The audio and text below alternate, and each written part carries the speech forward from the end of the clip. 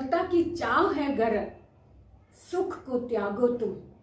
सुख को त्याग सको तो सफलता की कामना करो तुम। सुख तभी मिलेगा जब त्याग करोगे। सुख, चैन, नींद, सर्दी, गर्मी, इन सब से परे रहकर सफलता की कामना करते हो तो जरूर सफल होगे एक दिन। एक दिन तुम्हारा संकल्प इतना दृढ़ होगा, एक दिन तुम्हारा संकल्प ही तुम्हें ऊंचाइयों तक लेकर जाएगा, तुम्हें अपने लक्ष्य तक पहुंचाएगा। तुम्हारा अपना संकल्प। और संकल्प कैसे ले सकते हैं? संकल्प हमारे माइंड मेकअप को कहते हैं। माइंड को तैयार करना, अपने दिमाग को, अपने मन मस्तिष्क को इसके लिए तैयार करना सबसे पहला और बड़ा कर्तव्य है। अगर हम सफलता की ऊंचाइयां छूना चाहते हैं, सफलता की सीढ़ियां चढ़ना चाहते हैं, तो त्याग करना सीख लो। त्याग करना सीख लिया तो आपको सफल होने से कोई नहीं रोक सकता। बस ये एक गुरु मंत्र है कि त्याग की भावना अगर आपके अंदर है, त्याग किस चीज का? सुख का। सुख का त्याग करो। लाइट नहीं है, गर्मी है, तो भी गर्मी का ध्यान किए बगैर पढ़ो। सर्दी अधिक है, सर्दी की चिंता किए बगैर पढ़ो तुम। तुम्हारा ध्यान सिर्फ और सिर्फ पढ़ाई में लगा होगा तो ईश्वर भी आपको सफल होने से नहीं रोक सकता। आपके आसपास की जितनी बाधाएं हैं वो सब छोटी पड़ जाएंगी आपके संकल्प के आगे। आपका अपना संकल्प इतना दृढ़ है, इतना दृढ़ होना चाहिए कि आपको ना करने वाला, आपको पीछे खींचने वाला या आपको ये कहने वाला अरे तुम्हारे बस की बात नहीं है, वो भी अपनी बात को छोटा महसूस करे तुम्हारे संकल्प के आगे। इतना बड़ा, इतनी दृढ़ता अपने संकल्प में दिखाओ, फिर देखो कैसे सफल नहीं होते। तो आज हम इसी बात पर चर्चा करने वाले हैं कि तुम सफलता पाने की चाह रखते हो तो त्याग की भावना भी रखो। सफलता पाने के लिए आराम को त्यागना पड़ता है, सुख का त्याग करना पड़ता है। सुख त्याग पाओगे क्या? सुख त्याग पाओ तभी सफलता की कामना करना तुम। काम कम करने के बजाय काम अधिक करने के बारे में सोचो। जिस दिन कार्य कम हो आपके पास तो सोचो आज क्या हुआ, आज मेरे पास कार्य कम क्यों है, आज मैं दिन कैसे काटूंगा या काटूंगी। तो सुबह जब सोकर उठो तो सबसे पहले अपने बारे में सोचो कि आज मुझे सारा दिन में क्या क्या कार्य करने हैं, है ना। क्योंकि हम रात को सोचकर सोते हैं ना कि हमें सुबह क्या क्या कार्य करने हैं, और जो कार्य करने हैं उनकी दिनचर्या बनाओ। उन कार्यों को, सोचे हुए कार्यों को दिनचर्या में शामिल कर लो और लग जाओ अपने काम पर, है ना।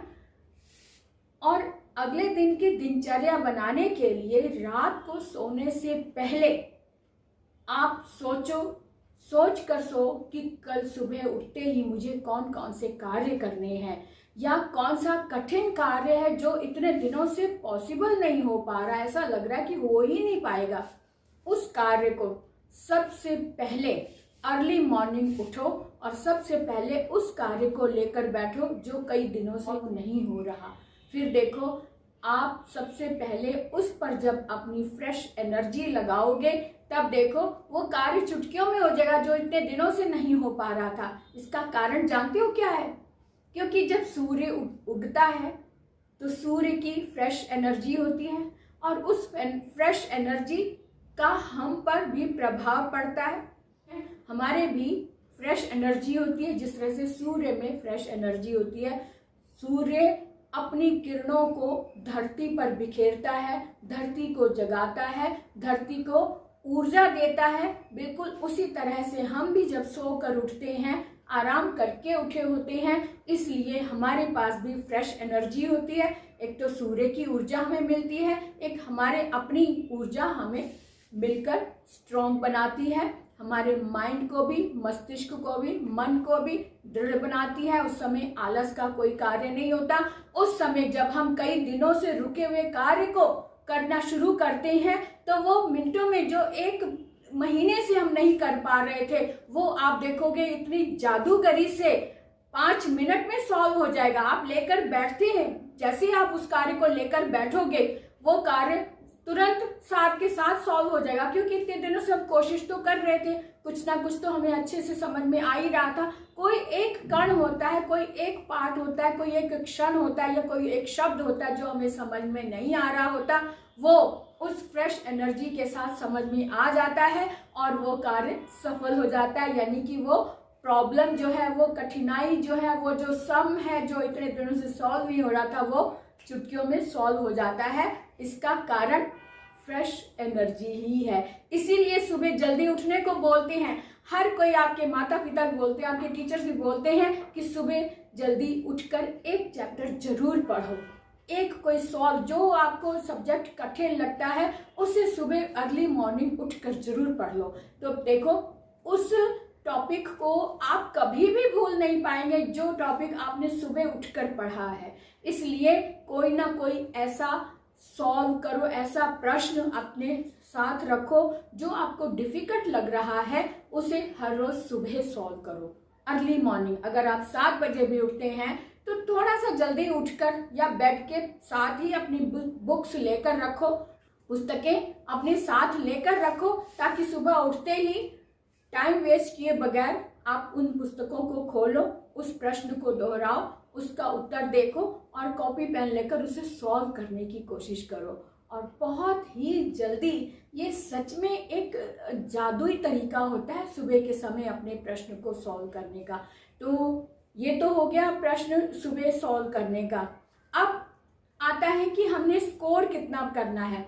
आपका टारगेट है कि मुझे आज इस बार, मुझे इस साल 95% लेने ही है, तो उसके लिए हमें हर रोज जो आपका स्टडी टेबल होता है ना, ऐसे वाले स्टिकर्स अपने साथ रखो, अपने पास रखो, टेबल पर ही रखो और अपने टारगेट को, जो आपका लक्ष्य है, लिखो। जैसे आपने 95% लेने हैं इस बार, तो 95% यहाँ लिख कर इसको अपने सामने उस टेबल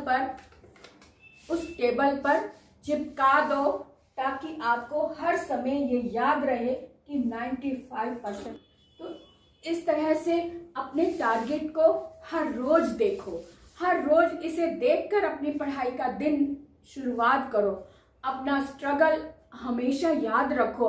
कभी भी सुस्त पढ़ने लग जाओ तो इस टारगेट को देख लो, 95% बनाने। अपने आप को बताओ, अपने आप को डांटो, आज सारा दिन तुमने क्या किया, 95 ऐसे ही आ जाएंगे क्या, है ना। जैसे आपके मम्मी पापा डांटते हैं, बताते हैं, स्कूल के टीचर बताते हैं, बिल्कुल इसी तरह से आप अपने आप को डांटो, अपने संकल्प को याद करो और अपने संकल्प को दोहराओ।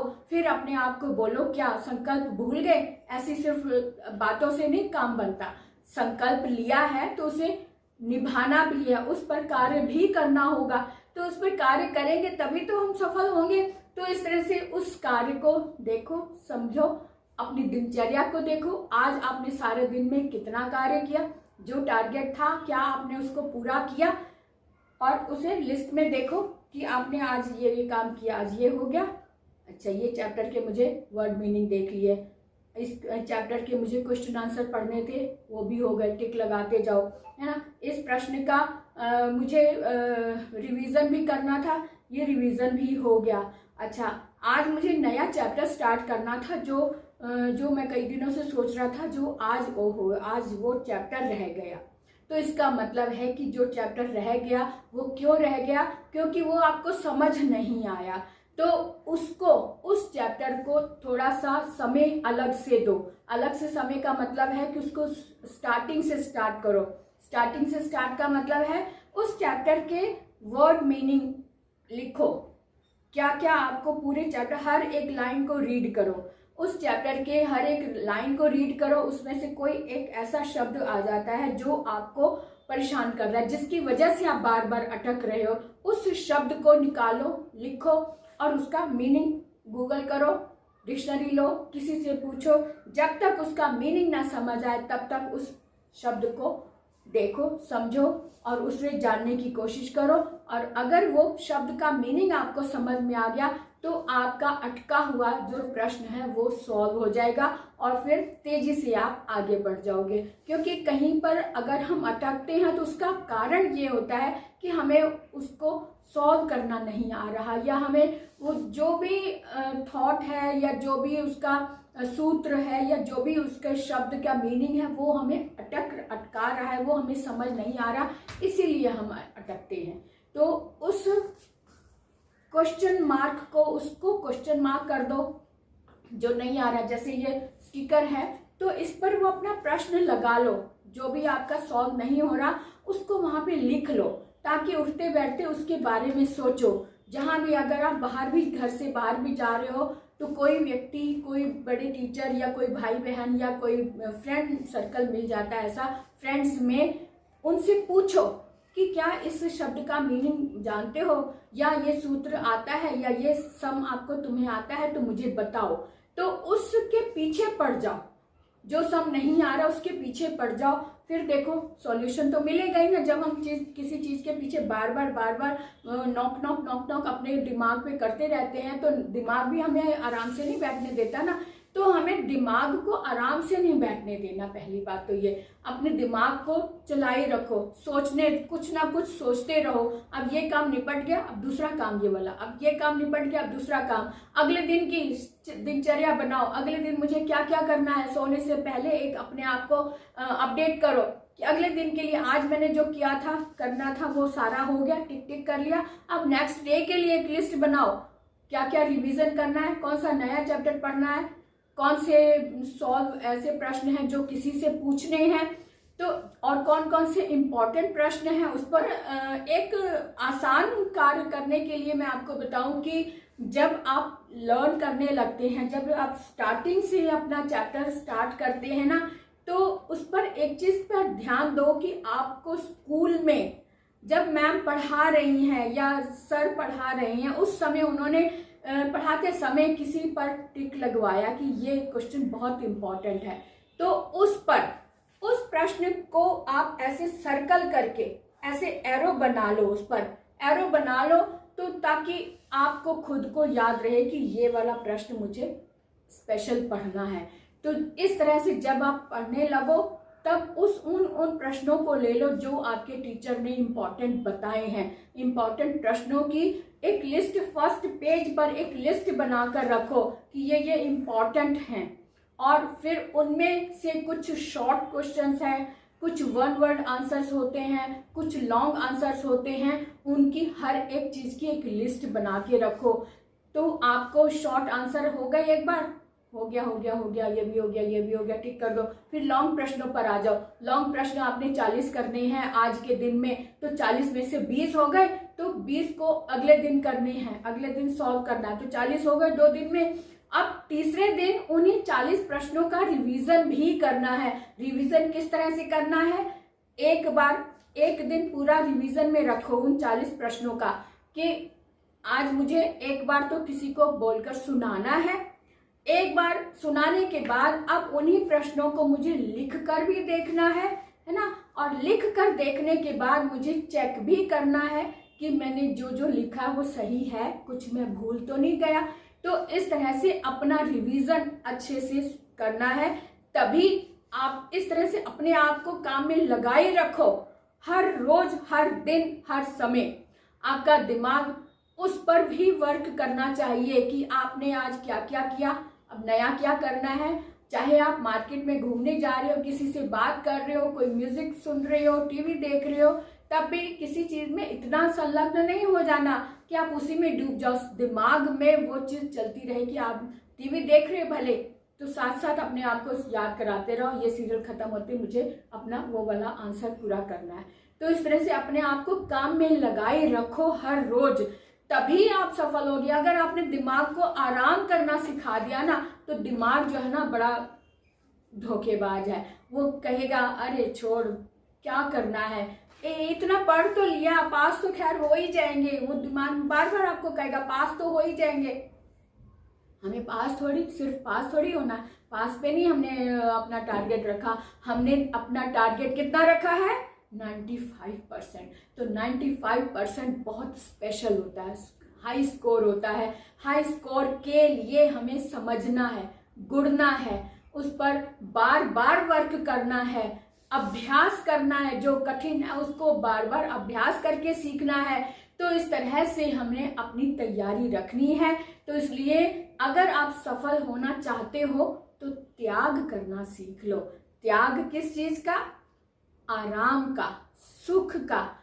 और फिर जब ये टाइम आपने 3-4 साल आपने त्याग कर लिया, फिर आपने अपनी लाइफ में सुख का जीवन जियोगे और उसमें भी आपको सुख मिलेगा, सुखी जीवन मिलेगा, कुछ सुख समृद्धियां मिल जाएंगी। लेकिन उसमें भी और अधिक सफल होने के लिए भी स्ट्रगल करना पड़ता है। उस स्ट्रगल के लिए हमेशा तैयार रहो। स्ट्रगल करने का मतलब है कि आपके पास कार्य है।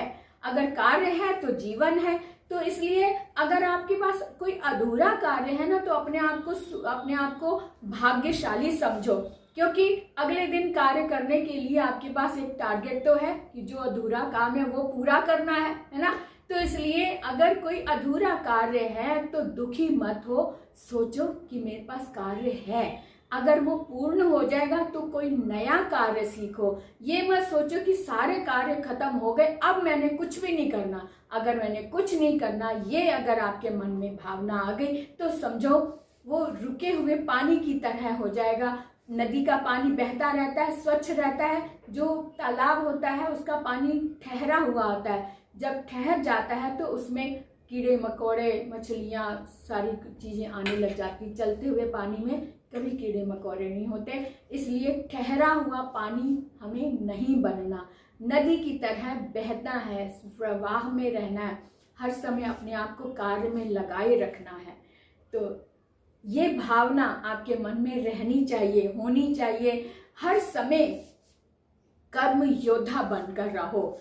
एक कार्य खत्म हो गया, उसी समय अपने दिमाग को बताओ, हो मुझे तो जल्दी से दूसरा कार्य शुरू करना है। यानी आपके माइंड में पहले से दूसरा कार्य होना चाहिए कि ये खत्म होते ही मैं दूसरा कार्य कर लूंगा, है ना।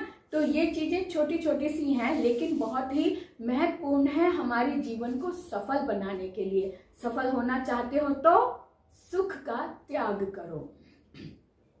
आज का यही विषय है, सुख त्याग कर सकते हो तो सफलता की चाह करो।